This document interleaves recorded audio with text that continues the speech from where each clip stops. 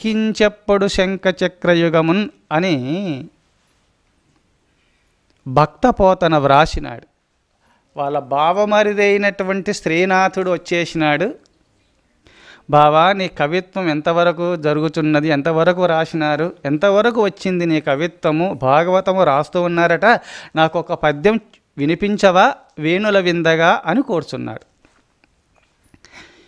ఈ పద్యమును సిరికించెప్పుడు శంఖచక్రయుగమున్ చేదోయు సంధింపడు ఏ పరివారంబును చేరడు అభ్రగపతింబణ్యం పడాకర్ణికాంతరథంబిల్లము చక్కనొత్తడు వివాద ప్రోత్థిత శ్రీకుచో పరిచేలాంచలమైన వీడడు గజ ప్రాణవనోత్సాహి అయి ఆ ఉత్సాహం కలిగి ఆ గజేంద్రుని రక్షించుట నిమిత్తమే లక్ష్మీమాతతో చెప్పలేదు, శంఖచక్రాదులను ధరించలేదు, విశ్వక్షేణుని సైన్యాధిపతికి చెప్పలేదు, ఎవ్వరికి చెప్పకుండా ఒంటరిగా వెళ్ళినాడు అని అన్నీ ఈ పద్యము యొక్క వర్ణన చెప్పుతుంటే నవ్వినాడు.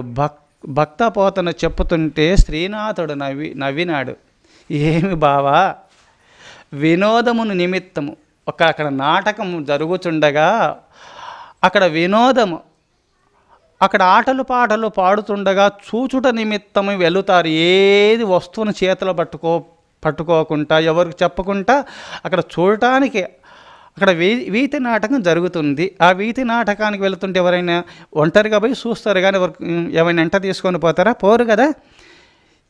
అందుకోసమే శ్రీ మహావిష్ణువు ఒంటరిగా పోయినారంటే నేను నమ్మా, అది కల్లా అని నవ్వుకున్నాడు శ్రీనాథుడు. ఇది అసత్యం, ఇది నమ్మటం లేదు. శ్రీ మహావిష్ణువు ఎవరికి చెప్పకుండా పోతాడా?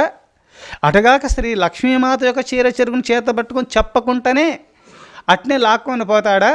అది నమ్మటానికి లేదని లోన భక్తపోతన యొక్క కవిత్వాన్ని ఏలన చేయుట నిమిత్తమే నవ్వుకుంటుంటూ ఉన్నప్పుడు భక్తపోతన కుమారుడు మల్లన్న ఈ విషయం అంతా వింటున్నాడు.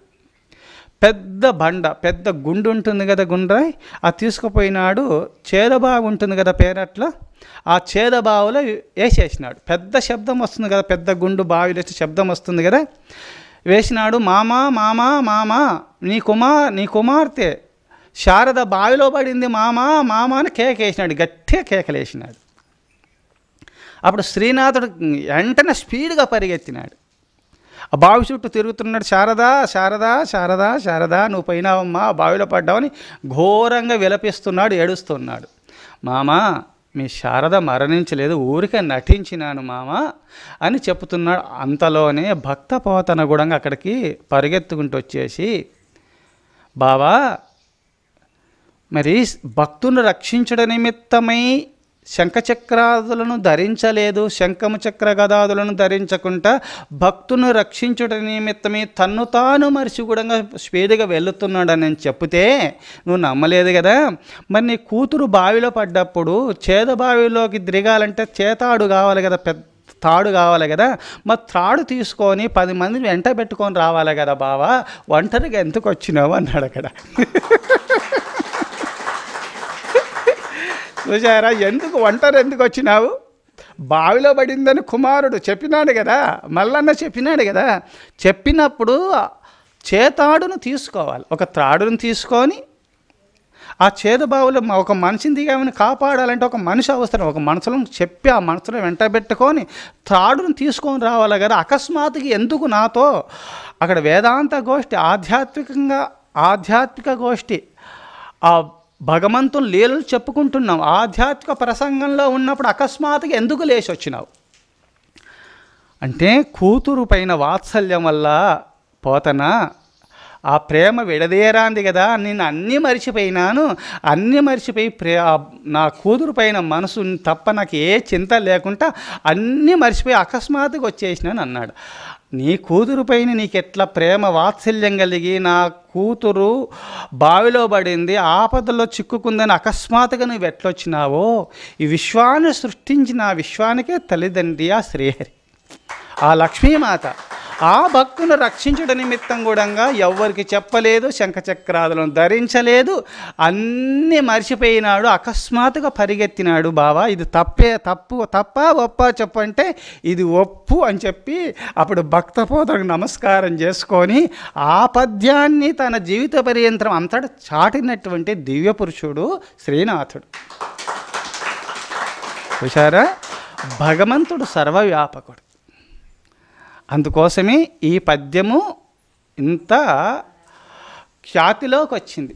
శ్రీనాథుడు తన జీవితంలో ఈ పద్యంను చాలా చోట్ల ప్రచారం చేసినాడు. భగవంతుడు సర్వవ్యాపకుడు, భగవంతుని నమ్ముకున్నటువంటి వారికి భగవంతుడు రక్షిస్తాడు, కాపాడుతాడనే ఒక భావన చేత ఆ సర్వేశ్వరుని నమ్ముకున్నటువంటి వారికి అన్ని ఆపదల నుంచి కడతీర్చుతాడని ఆనాడు శ్రీనాథుడు ప్రచారం చేసినటువంటి పద్యం ఇది. అందుకోసము ఈనాడు మీరు ఆ భగవంతుని నమ్ముకోండి. సర్వావస్థల యందు ఆ భగవంతుడు కాపాడుతాడు, రక్షిస్తాడు. ఇది సత్యం. మీరు మీ బిడ్డలపైన ఎంత ప్రేమ వాత్సల్యం కలిగి సర్వావస్థలు ఎంత దృష్టి పెడుతున్నారు. ఆ భగవంతుని అంటే అమ్మా అని చెప్పి ఆ పసిపాప తల్లిపైన దృష్టి పెడుతుంది. మనసా కర్మనామాచ, అమ్మ తప్ప ఇంకా ఎవరు దిక్కులేరు ఆమెకు.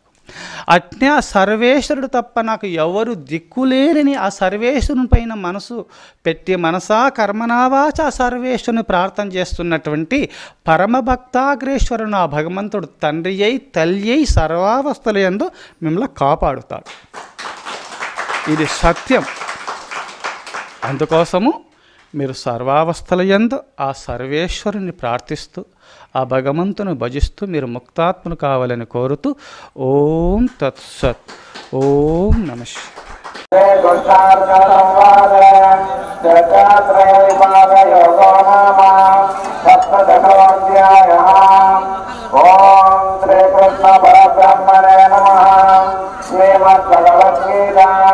అష్టాదశోధ్యాయః మోక్ష సన్యాసయోగః.